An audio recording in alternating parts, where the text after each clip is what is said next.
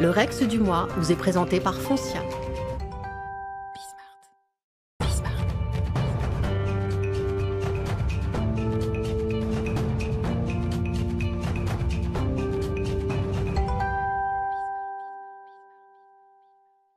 Le Rex du mois avec Frédéric Fougera, directeur de communication d'Emeria.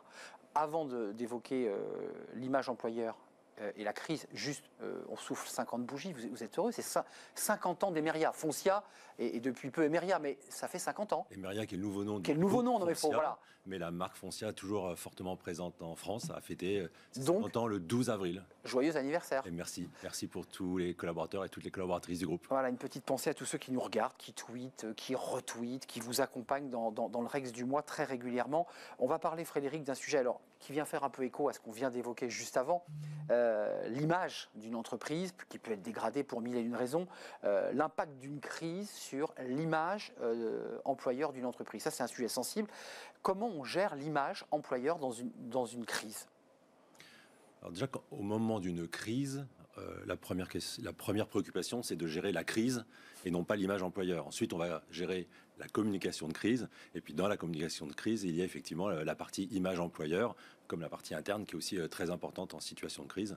Mais c'est d'abord la crise qu'on gère, puis la communication dans laquelle on va trouver l'image employeur.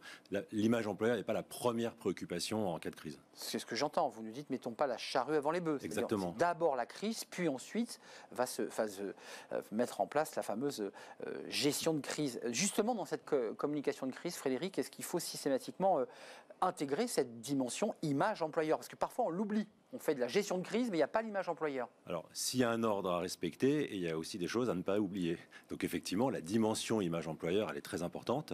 Et en même temps, elle est présente dans toutes les communications.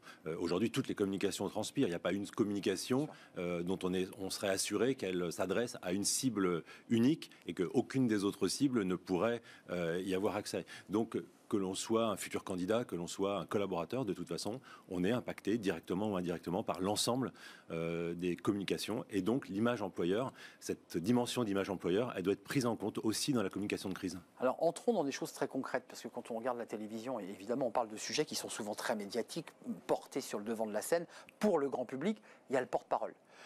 Celui qui va parler au nom de l'entreprise. Et ça, c'est évidemment la difficulté, parce qu'il faut qu'il intègre tous les risques d'impact sur l'image. C'est très sensible, le choix du porte-parole. Le choix du porte-parole est assez clé dans le cadre d'une crise qui va être médiatisée, c'est-à-dire la raison pour laquelle il va y avoir besoin d'un porte-parole. Donc effectivement, il ne faut pas choisir n'importe qui, et il faut surtout choisir une personne qui est formée à cet exercice. Donc formée. Ce n'est pas forcément son métier, mais elle doit être formée, parce que la communication de crise, ça ne s'improvise pas, et la prise de parole dans ce type de situation très sensible nécessite une préparation, une formation. Après, il y a plusieurs porte-paroles possibles, et ça va peut-être aussi dépendre de la nature de la crise. Évidemment. Ça peut être un sachant si on est dans une crise très technique, très métier. Ça peut être un acteur de proximité quand il s'agit d'une crise locale plus proche du terrain. Qui touche une filiale. Exactement. Et puis ça sera peut-être le dirigeant, probablement le dirigeant, si la crise concerne par exemple les finances, voire l'avenir, la vie de l'entreprise. Néanmoins, Frédéric, vous confirmez que ce n'est pas systématiquement un dirigeant. On ne choisit pas systématiquement le patron de l'entreprise. Vas-y, parle devant les caméras, parce qu'on le met en danger. Eh bien, on le met en danger et on met aussi en danger l'entreprise. Oui. Donc, en fait, il faut se poser deux questions, avantages et risques. Est-ce que l'on met le dirigeant tout de suite en lumière, ou est-ce qu'on le réserve pour plus tard? Et en fait, il faut bien se poser la question de que doit incarner le dirigeant pendant la crise. Pendant la crise, le dirigeant, pendant la communication de crise, le dirigeant, il doit incarner l'autorité, il doit incarner l'entreprise, il doit aussi être celui qui apporte les solutions ou les bonnes nouvelles.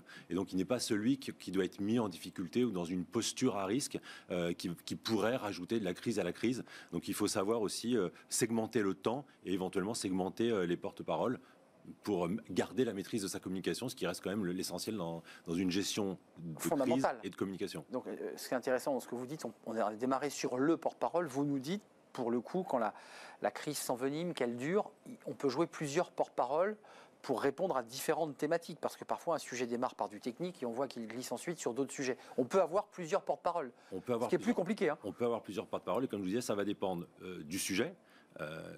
Un sachant, un acteur local, un dirigeant, et puis aussi du temps. Alors évidemment, il ne faut pas changer de porte-parole à chaque interview ou tous les 3 jours. Non, je pose ma question, Frédéric. Plusieurs en même temps ou un seul à chaque fois? Non, c'est un seul. C'est toujours un seul à chaque fois. On l'a vu dans des gestions de crise publique. C'est pour ça que je pose la question. Où il y avait des prises de parole qui parfois étaient contradictoires et qui créaient de l'incompréhension. Donc c'est un seul en même temps. Mais par contre, il peut y avoir plusieurs temps de communication et du coup, plusieurs porte-paroles dans ces différents temps de communication.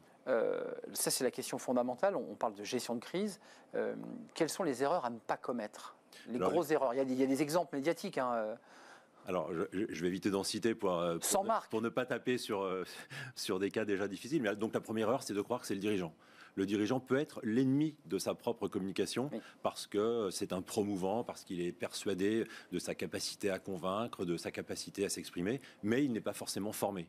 S'il n'est pas formé, il va peut-être lui-même venir alimenter la crise. C'est la deuxième seconde erreur. Par une maladresse. Alimenter la crise par une maladresse, par des informations qu'il ne faudrait pas délivrer, par une attitude, un comportement, éventuellement un agacement à une question de journaliste. Donc tout ça, ça peut être dangereux. La courtoisie est un des ennemis de la communication de crise. Parce que nous sommes tous bien éduqués, nous sommes tous courtois et donc nous avons tous l'habitude de répondre poliment à une question qui nous est posée. Mais en communication de crise, on vient pour délivrer un message. Donc il ne faut pas oublier que l'objectif, c'est de délivrer le message de communication qui permet de maîtriser sa communication et pas uniquement et simplement de répondre courtoisement à la question qui vous est posée et qui peut complètement vous amener ailleurs de ce que vous avez à communiquer. Oui, je ne veux pas paraphraser, mais il ne faut pas être discourtois, mais il faut être offensif. Il ne faut pas être discourtois, on est d'accord, mais offensif. Mais je viens pour dire ce que j'ai à dire. Sinon, je ne viens pas pour faire plaisir à ceux qui m'invitent et pour animer leur temps d'antenne. Je viens parce que j'ai un besoin et je dois satisfaire ce besoin. Donc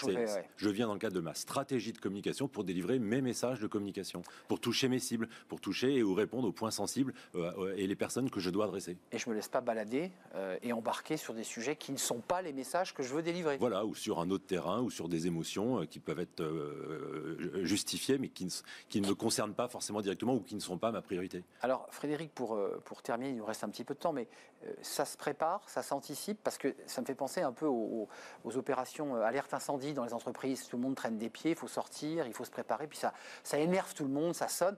C'est pourtant des éléments de préparation au risque d'incendie. Est-ce que de la même manière, pour une gestion de crise, il faut se plier à l'idée qu'on se prépare à une crise? C'est absolument indispensable. Je disais qu'un des premiers risques, c'est de ne pas être préparé, de ne pas être formé. Il ne suffit pas, même pour un communicant d'ailleurs, il ne suffit pas d'avoir de l'expérience et d'avoir une expertise. Il faut vraiment avoir une formation qui soit spécifique à la communication de crise. Ça passe souvent par des médias training, ça passe par des mises en situation.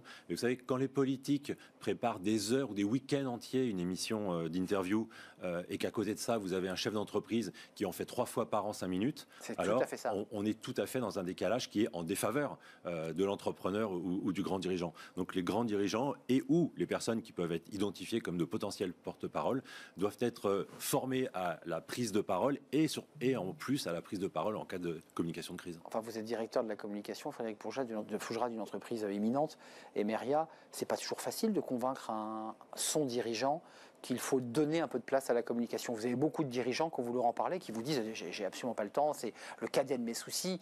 C'est pas simple, ça.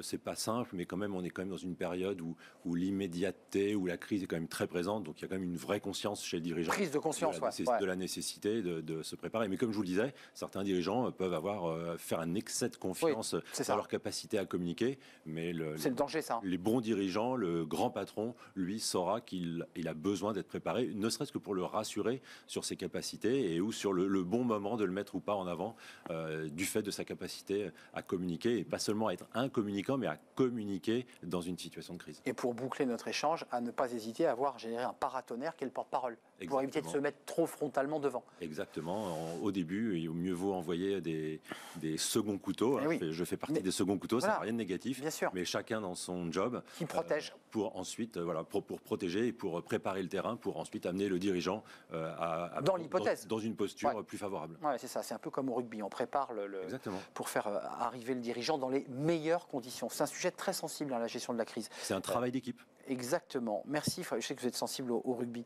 Merci Frédéric Fougera. Vous êtes le directeur de la communication d'Emeria qui souffle ses 50 bougies. Auparavant, c'était Foncia, vous l'aurez compris, mais qui aujourd'hui s'appelle Emeria. Mais ça fait 50 ans que cette entreprise vit et anime tout un réseau de collaborateurs. Merci, c'était un vrai plaisir de vous accueillir, Frédéric. On fait une courte pause.